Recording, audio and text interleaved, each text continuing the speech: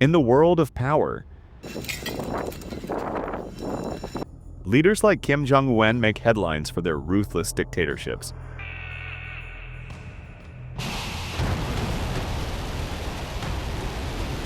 But others spread fear behind the scenes, manipulating the masses under the guise of democracy.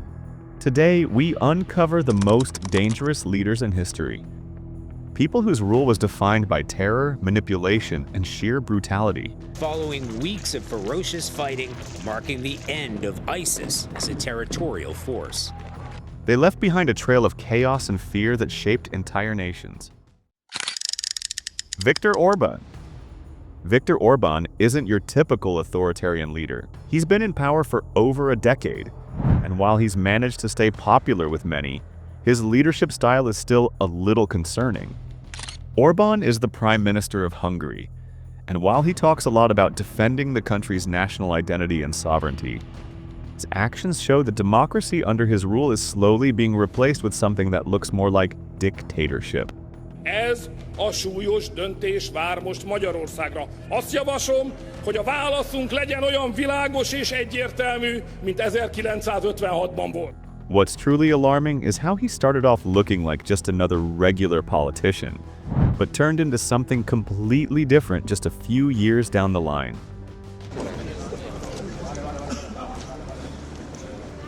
He began his career advocating for democracy and freedom, painting himself as a champion of the people. But over time, he began pushing policies that weakened the very institutions meant to keep a government in check. He manipulated the system to stay in charge, all while presenting himself as the defender of Hungary's values. What makes Orbán truly dangerous is how he uses popular ideas like nationalism and anti-immigration sentiment to build his support. Migration is an issue which is a disintegrating factor. Why do we need it? So if you have a problem in Italy and in many countries that you decided to let many migrants come in, and now you have difficulties how to manage to live together with them. He frames himself as the protector of Hungarian culture, constantly warning about outside threats, whether it's the European Union or immigrants. But we have a different future in mind. The globalists can all go to hell. I have come to Texas.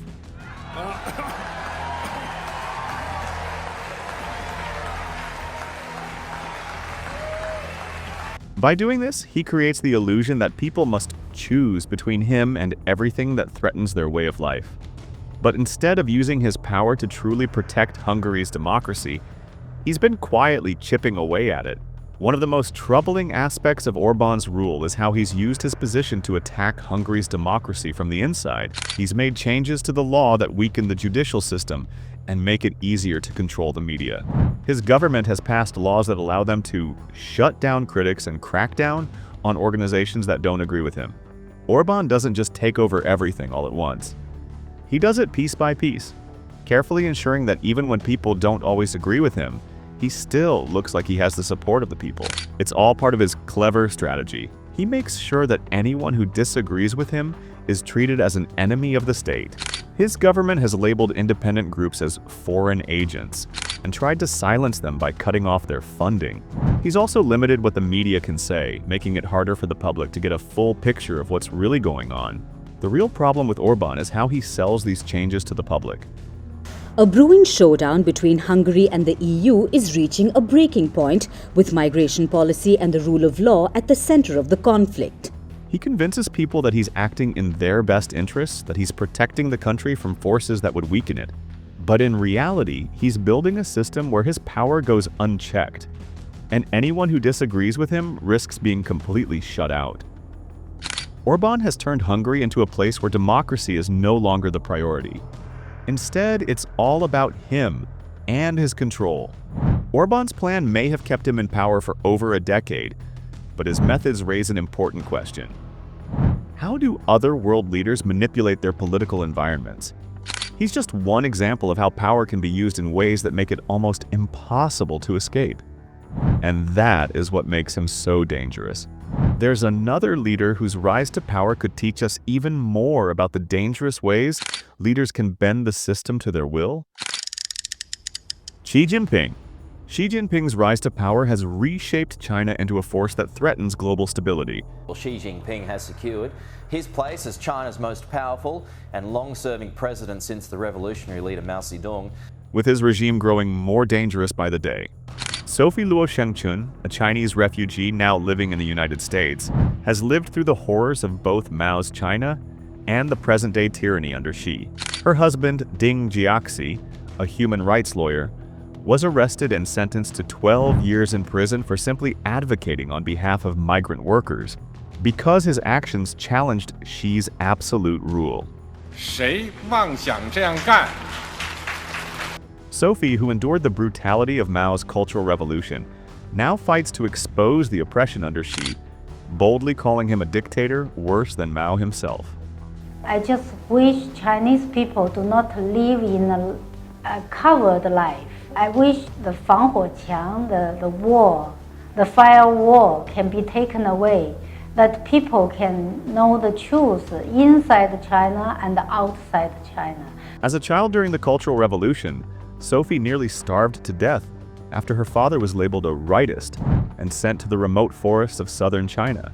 This harrowing experience marked her for life, and now as an adult, she is watching history repeat itself. This time because of her husband's advocacy for the voiceless. Ding's defense of poor farmers and workers who have been exploited and displaced by corrupt practices was once seen as a noble cause. However, under Xi's regime, it has become a subversive act against the state. To Xi, any challenge to his authority is a threat to his absolute power, and anyone who dares to speak out must be silenced. Xi Jinping's grip on China is absolute and unyielding. Since coming to power in 2012, Xi has ruthlessly cracked down on any form of political dissent, even when it comes from those who simply seek justice for the oppressed. As Sophie's story shows, the consequences are devastating. Ding Jiaxi's second arrest in 2019, on charges of subversion of state power, is a stark reminder of the lengths Xi will go to protect his rule. Sophie, who once found refuge in the United States, now fights tirelessly to raise awareness about her husband's plight and the plight of countless other political prisoners in China. My husband was suspected of the crime of inciting the subversion of state power, was now held under residential surveillance at a designated place, and no one is allowed to meet him, not even his lawyer. Xi's regime has taken the surveillance state to terrifying new heights, using Orwellian tactics to control every aspect of society. His policies are driven by an insatiable desire for control, leveraging cutting-edge technology to monitor and suppress any form of disagreement. This totalitarian control doesn't stop at China's borders. Xi actively pushes authoritarianism globally, supporting illiberal governments and cracking down on freedom of speech internationally.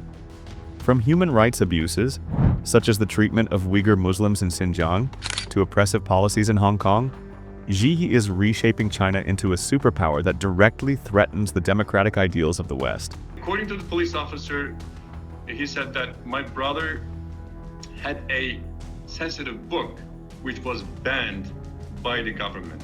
Court hearing was held in the camp and he was sentenced to 14 years.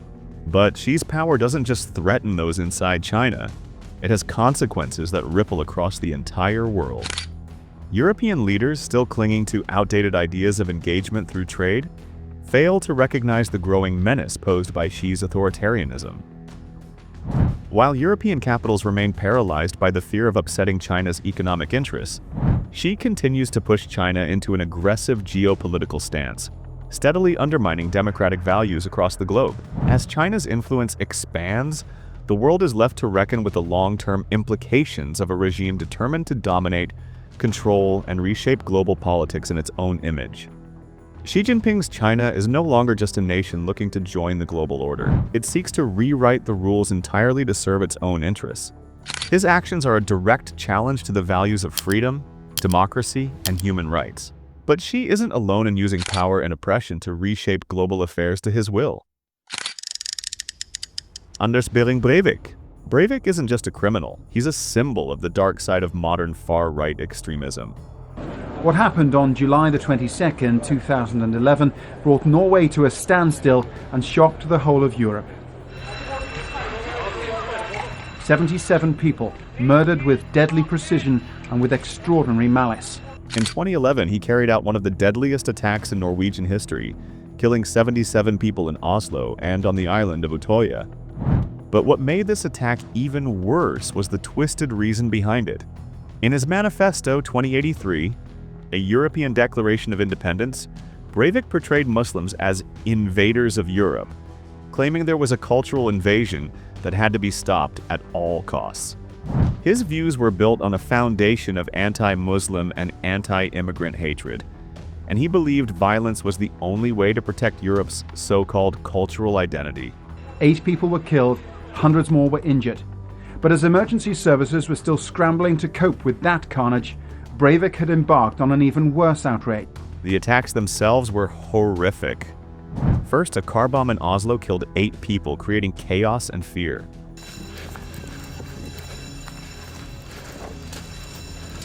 Then Breivik launched a mass shooting spree at a youth camp on Utøya, murdering 69 mostly young people in cold blood. It was a calculated, brutal act of violence, meant to send a message.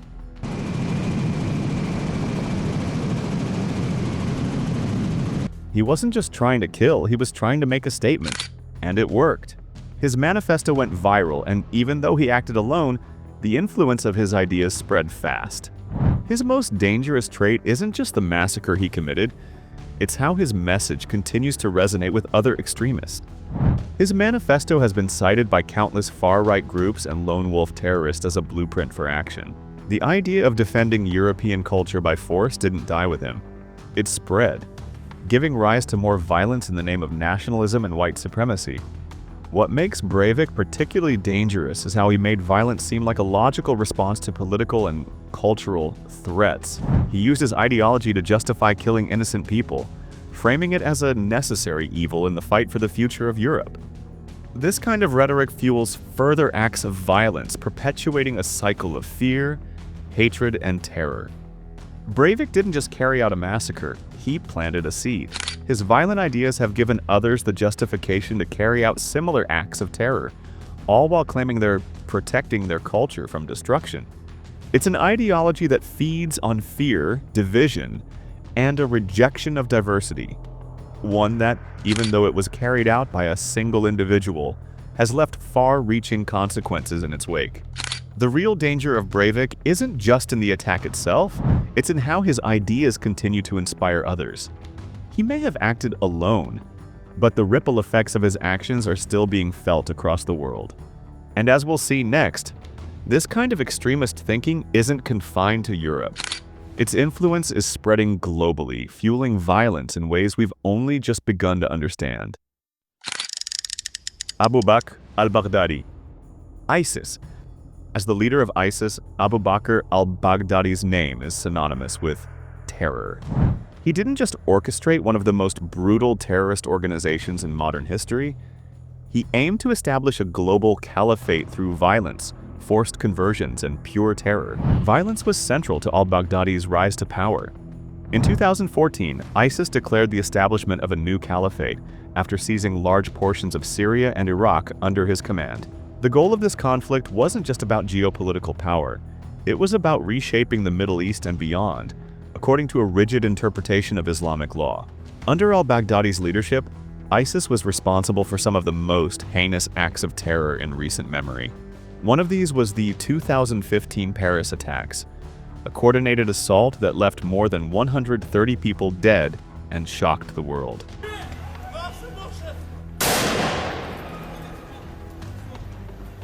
Al-Baghdadi's ability to lead such a vicious group, combined with his skillful use of rhetoric to spread his ideology, made him especially dangerous. His calls for jihad were framed as a holy duty, urging his followers to commit violence in the name of establishing a global caliphate. This didn't just inspire large-scale attacks, it also fueled lone wolf extremists, who struck under the guise of ISIS's teachings. Al-Baghdadi didn't need to be physically present to spread fear. His words alone were enough to incite violence on a global scale. His leadership wasn't just about terrorizing Europe or the Middle East. ISIS recruited fighters from all over the world, building a network of supporters who carried out deadly attacks in cities from Paris to Jakarta. The group's reach was terrifying, and al-Baghdadi used the power of the internet and social media to spread his message far and wide. It wasn't just about waging war in the traditional sense, it was about creating a global network of fear and violence. But despite all his power, al-Baghdadi's so-called caliphate eventually collapsed. In 2019, al-Baghdadi died during a raid by US forces after years of intense military pressure. Abu Bakr al-Baghdadi is dead. He was the founder and leader of ISIS, the most ruthless and violent terror organization anywhere in the world. However, the threat posed by ISIS didn't end with his death.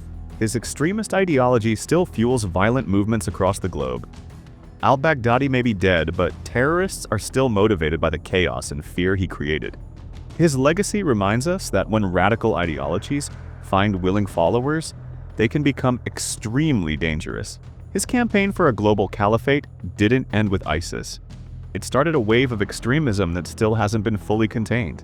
Even with al-Baghdadi gone, ISIS remains a significant threat, a testament to the dangerous ideology he spread. The collapse of al-Baghdadi's caliphate didn't end violent extremism. There are still those who continue to fan the flames of hatred and violence, inspiring others to follow in their footsteps. Next, we'll take a look at another leader whose extremist views have fueled violence well beyond their borders. Ayman al-Zawahiri. Al-Qaeda, Ayman al-Zawahiri, didn't just step into Osama bin Laden's shoes. He amplified the extremist legacy of al-Qaeda. After bin Laden's death in 2011, al-Zawahiri became the group's leader, continuing its jihadist vision with an unrelenting focus on attacking the West. His philosophy was built on a violent and radical interpretation of Islam, calling for a worldwide jihad against perceived enemies, especially the United States and its allies. Under his leadership, al-Qaeda continued to orchestrate devastating attacks across the globe. While the 9/11 attacks remain the most infamous, al-Zawahiri shifted focus toward a loosely organized cell network.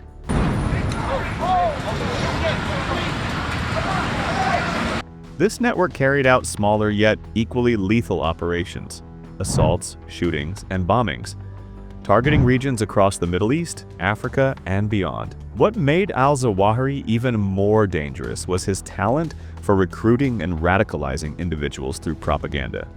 He wasn't just a leader, he was the voice of al-Qaeda's ideology, spreading its beliefs through video messages and statements.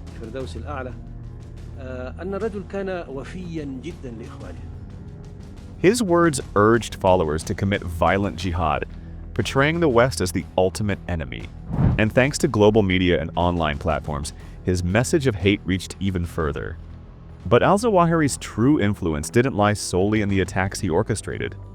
It was in how he shaped the narrative of global jihad. He evolved al-Qaeda's legacy, keeping it relevant for a new generation of radicalized individuals. His leadership ensured that al-Qaeda remained a global threat long after bin Laden's death. Even as counterterrorism forces turned up the pressure, al-Zawahiri refused to let the group fade into obscurity. His mission was clear: death and destruction, regardless of the cost. Under his command, al-Qaeda maintained its global reach, even as it suffered significant losses. But what made al-Zawahiri particularly dangerous was that his influence wasn't confined to physical attacks. It was in the broader spread of extremist ideology, one that continued to fuel terrorism across the world. While al-Qaeda's power may have diminished over the years, al-Zawahiri's rhetoric continued to inspire violence, even in the farthest corners of the globe. That is, until he too was brought to his knees. His death in 2022 marked the end of an era for al-Qaeda. The United States successfully concluded an airstrike in Kabul, Afghanistan that killed the emir of al-Qaeda, Ayman al-Zawahiri. But the threat of extremism didn't die with him. In fact, it's because of him that other leaders are continuing to push dangerous rhetoric, feeding into far-right violence that's still plaguing the world today. From al-Qaeda's global network to the rising nationalist extremism in Europe, the legacy of hatred and violence continues to spread like a poison, threatening global stability.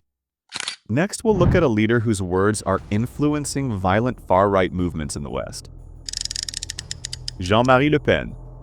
Jean-Marie Le Pen is one of the most influential figures in modern French politics, but his influence has been highly controversial. Je me suis borné à dire que les chambres à gaz étaient un détail de l'histoire de la guerre mondiale. I just said that the gas chambers were a detail of Second World War history, which is clear. As one of the longest-running leaders of the far-right National Front, now known as the National Rally, Le Pen built a political career based on a fiercely nationalistic agenda. His rhetoric was unapologetically anti-immigrant, anti-European Union, and strongly opposed to the Muslim presence in France. He portrayed immigrants as threats to French culture and identity through his speeches, consistently turning himself into the defender of a pure France against a perceived flood of foreign influence. Le Pen's words may not have been directly violent, but they certainly created the environment in which far-right extremism could thrive. His inflammatory rhetoric didn't just fuel political debate, it inspired violent far-right groups across France. His constant vilification of immigrants, particularly Muslims, set the stage for acts of aggression and hate crimes. Groups that embraced his ideology began to take matters into their own hands, harassing minorities and attacking places of worship. D'ailleurs, je pense que s'il y a un trop-plein, et c'est le cas dans l'Afrique arabe, eh bien, il y a des grands espaces qui sont libres. L'Arabie Saoudite est un espace énorme pour elle, mais elle n'accepte pas. Les pays de l'Est africain n'acceptent pas les immigrants. Et pourquoi viendraient-ils en France? Nous avons le droit, et même, je dirais, le devoir. Now, Le Pen may not have orchestrated all this directly, but his language gave cover to those who wanted to act on his clever ideas, so his influence in French politics cannot be understated. Le Pen's far-right ideas actually changed the game. What once seemed extreme started to sound normal in French politics. He tapped into public frustration over immigration, unemployment, and crime, especially in struggling working-class areas. For many, he became the voice of those who felt ignored by mainstream politicians. His National Front party didn't just grow, it forced other parties to shift. Suddenly, both the left and right were borrowing from his playbook, moving closer to the hardline policies he championed. And the ripple effects didn't stop in France. Across Europe, far-right movements picked up on his strategies, turning nationalism and anti-globalism into winning messages. The impact reached the US too. Le Pen's approach laid the groundwork for the rise of Donald Trump. Many of Trump's campaign themes, anti-immigration policies, fear of globalization, and putting America first, were ideas Le Pen had pushed for decades. With him gone, leaving his daughter to lead the charge, she's following in the father's footsteps, and that can be devastating for France. They clashed too over Marine Le Pen's plans to ban the Muslim headscarf in public places. We have to liberate women. We have to fight back against Islamists.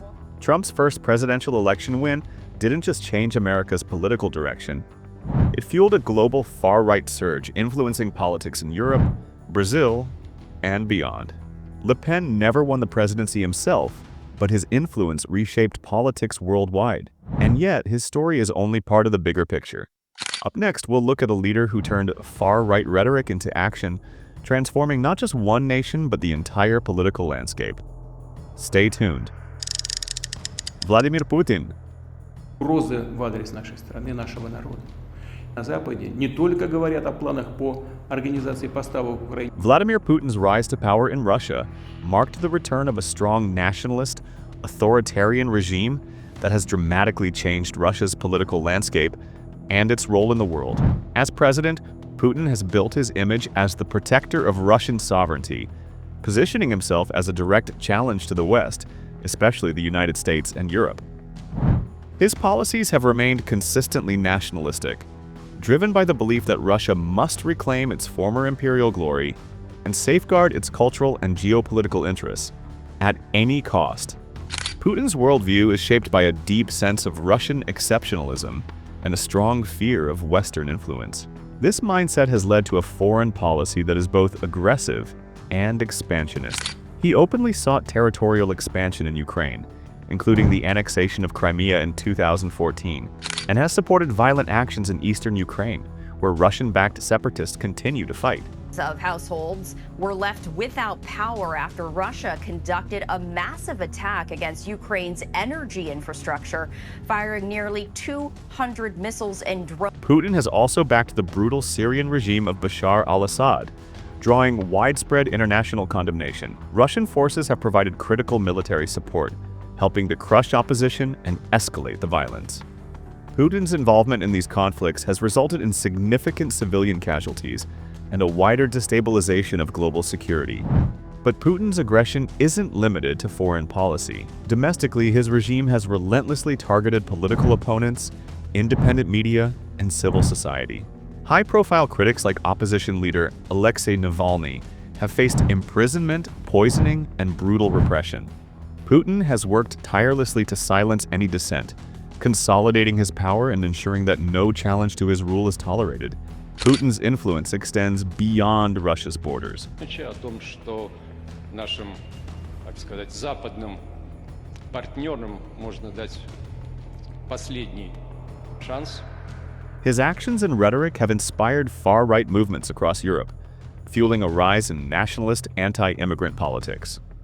By supporting autocratic leaders and promoting his strongman approach, Putin has become a model for other would-be autocrats, looking to consolidate power and weaken democratic institutions. As one of the most powerful and controversial figures in modern geopolitics, Putin's legacy will be defined by his ability to reshape Russia and spread nationalist ideologies worldwide. However, as we move to the final leader in this exploration, we see someone whose extremism reaches far beyond Russia, leaving a trail of devastation on a global scale. Kim Jong-Un.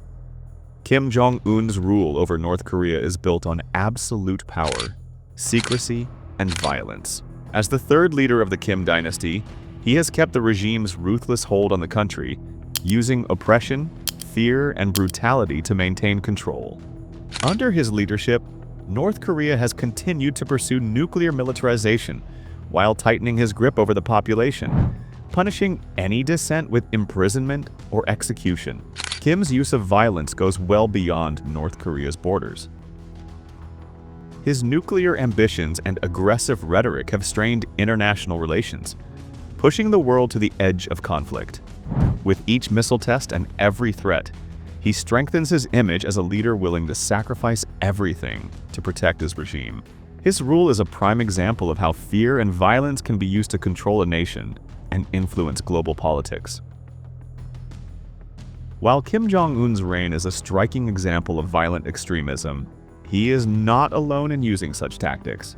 These leaders, driven by their own dangerous ideologies, have shown how violence can reshape nations, and even the world. Whether they aim to protect their sovereignty or spread distorted beliefs, their power often comes at the expense of countless lives. From Putin's authoritarian grip to Kim Jong-un's totalitarian rule, these leaders have manipulated fear and violence to keep their power. Their influence reaches far beyond their borders, sparking violence across the globe.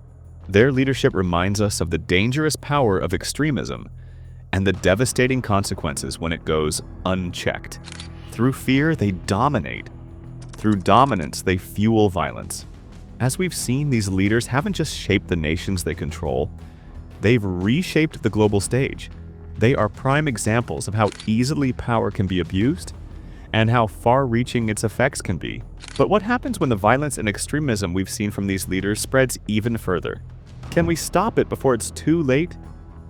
Let us know in the comments below. Thanks for watching today's video. We'll see you in the next one.